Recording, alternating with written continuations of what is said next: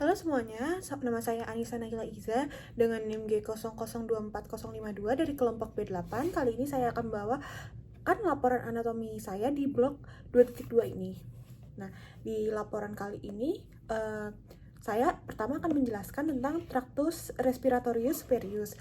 Nah, di Tractus respiratorius superius ini yang pertama ada yang namanya nasus. Nah, nasus ini pada nasus dia itu ada yang namanya dia mempunyai beberapa osis, yaitu yang pertama os frontalis, lalu di sini ada os ethmoidalis, lalu yang di belakang sini namanya itu os sphenoidalis, dan juga ada os nasalis dan juga os maxillaris. Nah, di dalam cavum nasi terdapat sebuah bangunan yang disebut dengan concha nasalis. Nah, concha nasalis itu ada 3. Yang pertama concha nasalis superior, lalu ada concha nasalis media, dan juga ada concha nasalis inferior.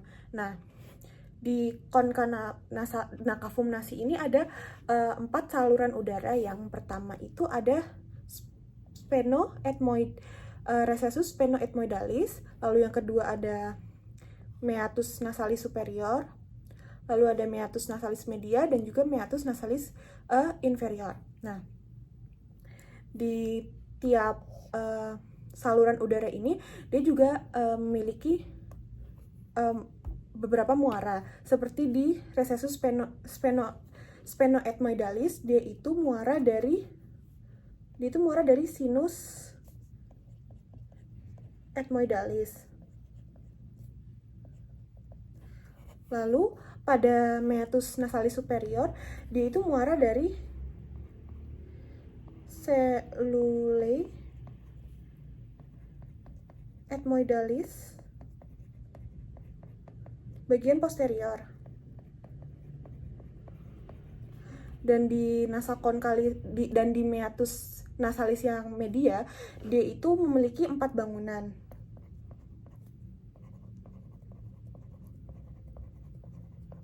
Yaitu ada gula ethmoidalis,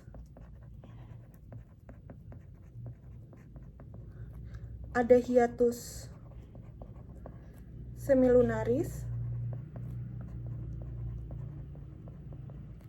lalu juga ada infundibulum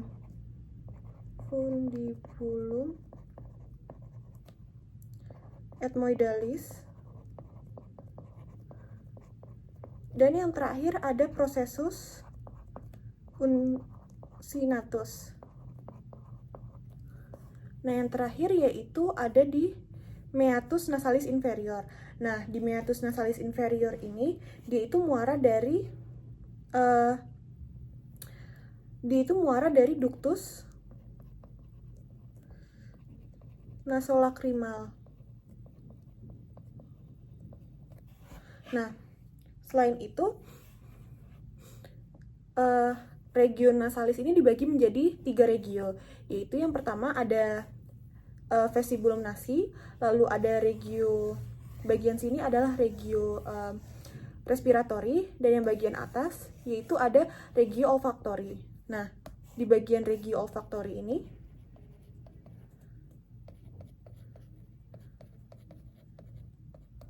dia itu ada saraf yang namanya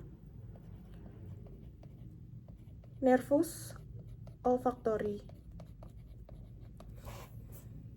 Selanjutnya, di sini ada di bagian tulang nasal itu ada cartilago alaris minor, ada cartilago alaris mayor, dan juga ada cartilago septum nasal yang memisahkan antara nasal dextra dan juga nasal sinistra. Nah, di sini itu ada yang namanya sinus. Nah, sinus itu ada di 4 bagian dari tubuh kita, yaitu ada sinus frontalis, ada sinus ethmoidalis, terus ada sinus maxillaris, dan juga ada sinus sphenoidalis. Nah, selanjutnya di bagian tractus respiratorius superior itu ada nasofaring yang setinggi VC1 hingga 2. Dan lalu ada orofaring yang setinggi VC2 hingga 3. Dan yang terakhir ada laryngofaring setinggi VC3 hingga VC5. Nah, di faring ini ada beberapa bangunan seperti pharyngeal opening of the auditory tube, atau bisa disingkat dengan OPT, dan juga ada pharyngeal tonsil. Nah, selanjutnya yaitu adalah laring. Nah, di laring ini ada struktur yang bernama epiglotis, membran tiroid, ada juga trakea, ada juga sambungan dari trakea. Nah, di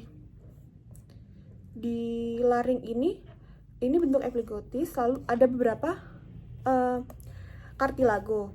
Nah, kartilago di trakea itu dibagi menjadi 2 kartilago, yaitu kartilago hialin dan juga kartilago elastis. Nah, seperti epiglotis ini, contoh dari kartilago elastis, lalu dia ada os hyoid, dia juga ada kartilago corniculata yang merupakan kartilago elastis, dia juga ada kartilago arytenoid, dan dia juga ada ligamen untuk vokalis. Terus juga dia di bagian sini ada kartilago cricoid yang merupakan kartilago hialin. Di sini terlihat lebih jelas kartilago corniculata dan juga kartilago arytenoid. Nah, selanjutnya di laring itu ada sebuah struktur yang bernama vocal cords. Nah, vocal cord ini dibagi menjadi 2, yaitu ada true vocal cord dan juga ada false vocal cord. Nah, ruangan di antara kedua cord ini disebut juga dengan ventricle. Nah, di laring itu juga ada muskuli yang membantu laring untuk melakukan gerakan seperti di depressor laring, yaitu ada muskuli sternohyoideus dan juga omohyoideus. Sedangkan di levator laringnya, dia ada muskuli thyroideus, muskuli digastricus, muskuli stylohyoideus, muskuli stylopharyngeus, dan juga muskuli palatopharyngeus. Selanjutnya, saya akan menjelaskan anatomi dari core atau yang biasa kita kenal dengan jantung. Nah, di jantung ini, dia punya pembungkus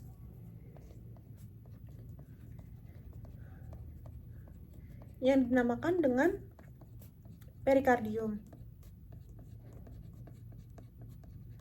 Nah, perikardium ini dibagi menjadi 2, ada yang perikardium fibrosum dan juga ada yang perikardium serosum. Nah, fungsi dari pembungkus ini, dia punya 3 fungsi, yaitu dia untuk melindungi jantung, dia untuk membatasi gerak jantung, dan yang terakhir dia ada menjaga jantung agar tetap di tempatnya. Nah, perikardium ini dia itu menghubungkan jantung dengan beberapa organ di sekitar, beberapa struktur di sekitarnya. Nah, di jantung itu dia punya 4 ligamen.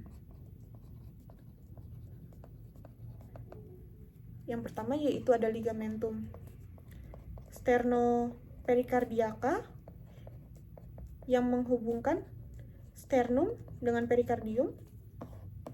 Lalu dia juga punya ligamentum sipopericardiaca yang menghubungkan os xiphoideus dengan perikardium. Dia juga ada ligamentum vertebropericardiaca yang menghubungkan vertebrae dengan perikardium. Dan yang terakhir, dia ada ligamentum pericardiofrenica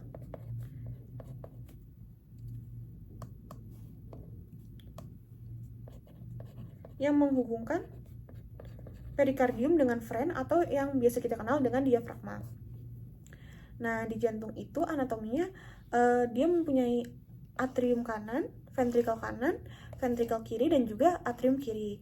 Nah, di jantung juga ada truncus pulmonaris dan juga ada aorta. Nah, seperti di sini, jantung itu dia terletak di mediastinum.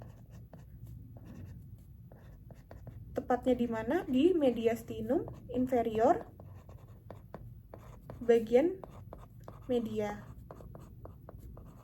Dia terletak di belakang dari sternum dan juga di depan dari struktur seperti esofagus dan juga trakea.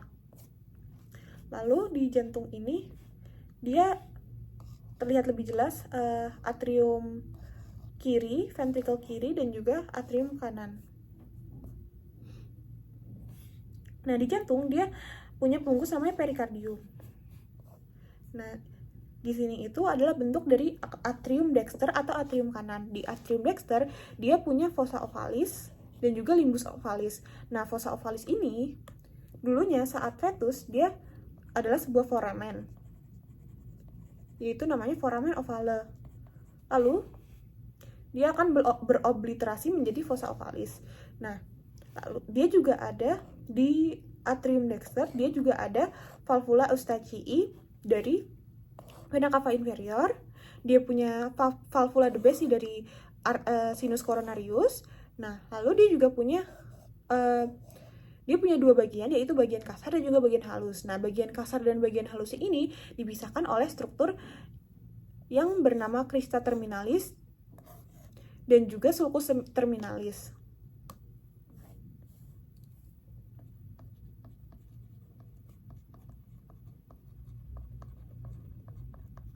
Nah, crista terminalis memisahkan bagian kasar dan halus di bagian dalam, sedangkan sulcus terminalis dia memisahkan yang di bagian luarnya. Lalu di jantung itu juga ada muskulus yang namanya musculus pectinati. Nah, ini adalah bentuk dari ventricle dexter. Nah, di ventricle dexter ini terdapat valvula trikuspid atau lebih lengkapnya adalah valvula atrioventricularis yang bagian dexter. Lalu dia juga ada korda yang disebut korda tendinae, dia juga ada musculus papillaris, dan dia juga mempunyai trabecula septomarginalis. Lalu ini adalah ventricle yang bagian sinister. Di ventricle sinister, dia juga punya sebuah valvula atrioventricularis, yaitu valvula atrioventricularis yang sinister, atau bisa disebut juga dengan valvula mitra. Dia juga mempunyai musculus papillaris dan juga korda tendinae. Dan pada ventricle sinister ini, dia myokardiumnya tebal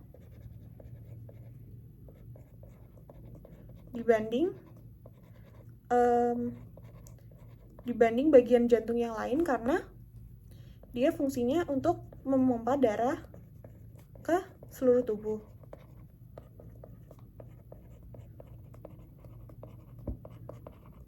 Dan dia itu kenapa dia myokardiumnya tebal, selain karena dia memompa darah ke seluruh tubuh, itu karena dia juga melawan tekanan yang tinggi. Lalu terakhir ini adalah atrium sinister. Di atrium sinister terdapat auricula sinister dan juga valvula dari foramen ovale. Lalu di jantung ini ada yang namanya rangka jantung atau yang kita sebut dengan skeleton cordis. Nah, di skeleton cordis dia punya 3 bangunan penting. Yang pertama adalah trigonum fibrosum. Yang kedua ada annulus fibrosus. Dia ini berbentuk cincin, dan juga yang terakhir ada septum membranacea.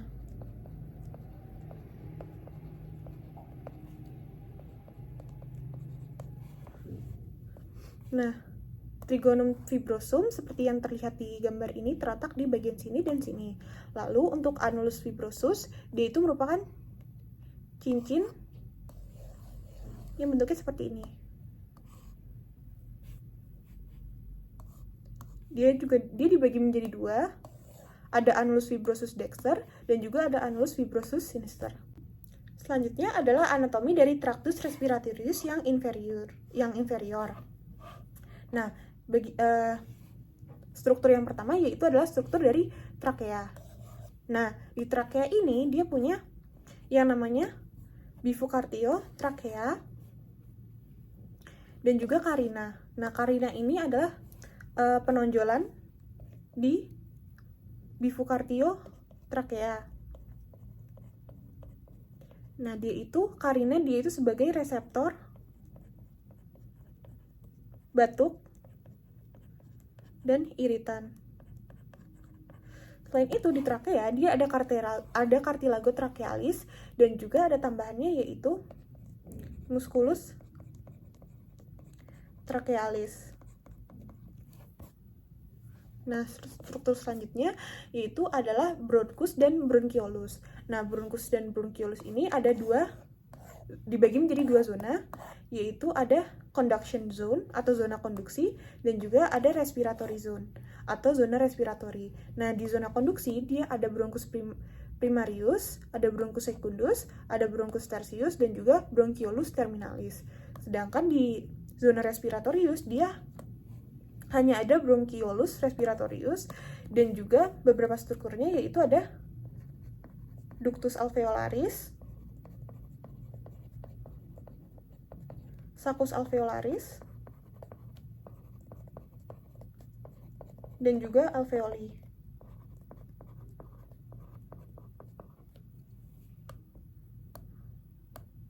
Nah, ductus ini dia itu berbentuk seperti tabung, sedangkan saccus ini berbentuk seperti kantong yang berisi beberapa kumpulan alveoli. Nah, lalu pada bronchus dia itu bronchus bagian dexter dan sinister itu memiliki beberapa perbedaan. Seperti pada bronchus bagian dexter dia itu panjangnya lebih pendek, lalu diameternya dia lebih lebar dan dia itu bentuknya lebih tegak. Jumlah lobusnya dia ada 3 dan dia masuk hilum pulmonalis setinggi VTH 5. Sedangkan pada bronchus sinister dia panjangnya itu dia lebih panjang daripada bronchus dexter, tetapi diameternya dia lebih sempit dan juga dia lebih datar. Jumlah lobusnya hanya ada 2 dan dia juga masuk hilum pulmonalis setinggi VTH 6. Karena pada bronchus sinister terdapat struktur lain seperti jantung di atasnya. Nah, lalu ada yang namanya pulmo. Nah, di pulmo itu karena seperti yang tadi saya bilang di bagian dexter ya dibagi menjadi 3 lobus, sedangkan di bagian sinister dia dibagi menjadi 2 lobus. Nah, di pulmo dexter ini dia ada 3 lobus, yaitu lobus superior, media, dan juga inferior. Nah, lobus superior ini setinggi SIC 2, lobus media dia itu setinggi SIC 4, dan lobus inferior dia setinggi SIC 6. Nah, dia itu pada pulmodexter dia itu ada 10 segmen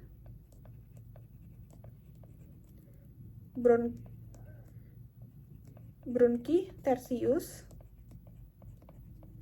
Lalu dia juga ada visura, ada 2 visura. Yang pertama ada visura oblique pulmonis dextra, dan yang kedua ada visura horizontalis pulmo dextra. Sedangkan pulmo pada bagian sinister dia hanya memiliki 2 lobus, yaitu lobus superior dan juga lobus inferior. Nah, superiornya tetap sama setinggi SIC 2 dan inferior setinggi SIC 6. Nah, di pulmo sinister dia hanya memiliki 1 visura, yaitu visura oblique pulmonis sinister,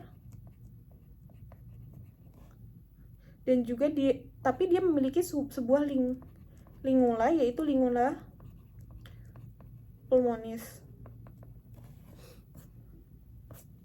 Selanjutnya, sebelum ada struktur yang melewati hilum pulmonis, di pulmo terdapat dua bagian lain, yaitu dia punya yang namanya radix dan juga hilum. Radix itu adalah kumpulan struktur yang melekatkan pulmo ke struktur-struktur di mediastinum. Sedangkan hilum itu, dia itu daerah tempat struktur-struktur masuk pulmo, masuk dan juga keluar dari pulmo.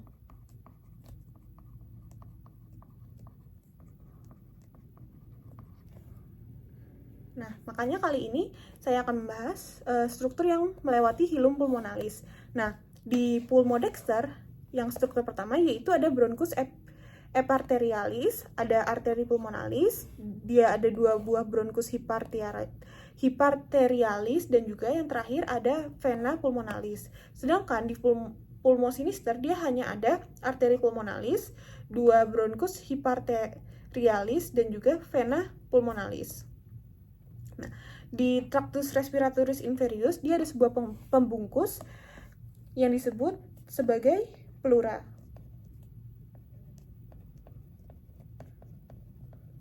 Nah, pleura ini dia dibagi menjadi 2 pars, yaitu ada pars parietalis yang melekat pada toraks, dan juga ada pars visceralis yang melekat pada pulmo.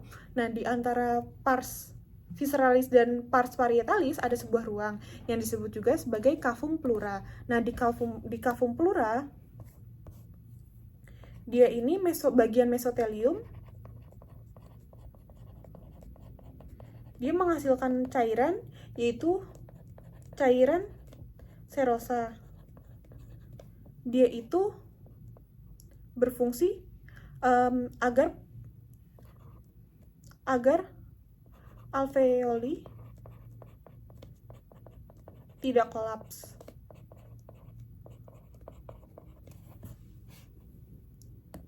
Nah, di bagian pleura, di bagian pars parietalisnya, dia dibagi lagi menjadi 4 pars lainnya, yaitu ada pars cervicalis, pars costalis, pars mediastinalis, dan juga pars diafragmatica. Seperti namanya, pada masing-masing pars cervicalis itu terletak di bagian cervical, pars costalis itu terletak di bagian costa, pars diafragmatica terletak di bagian diafragma, di bagian dekat diafragma, dan pars mediastinal terletak di dekat bagian mediastinal. Nah, sekian dari saya. Mohon maaf atas segala kesalahan yang saya buat. Terima kasih telah mendengarkan.